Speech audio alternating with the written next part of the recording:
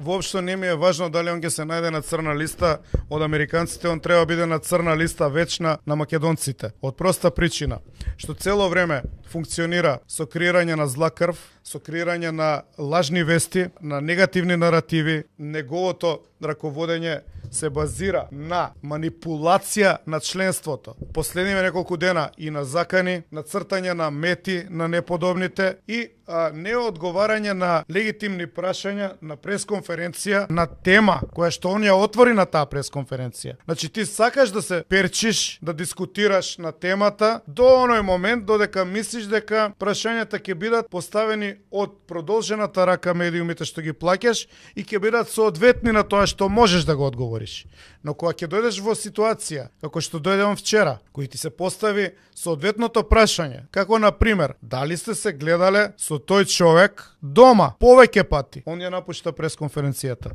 Како сакате некој да има доверба дека тоа е лидер и дека тој човек може да ја води оваа нација напред, да донесе квалитет. Цело време Инфомакс му е крив, Наталија му е крива, Мечка му е крив, Мичо му е крив, Филип му е крив, Данела е крива, Груевски е крив, Стефче е крив, на листа не ставаат, ни се закануваат, правда ќе дошла. Они прават катастрофална грешка овој пат во наративите, затоа што се тоа луѓе кои што се претежно не едуцирани, да не речам неписмени таму позади десковите, кои што обидувајќи се да направат црна листа нивна за одстрел и ставајќи не сите нас, само го подигнаа интересот на јавност, што на нас ќе ни возможи уште полесно да направиме деконструкција на тие процеси што они ги водат, на тоа замајување на членството што е апсолутно непочитување и инструментализација да се закануваат и не знам што, па кој им се плаши ве човече.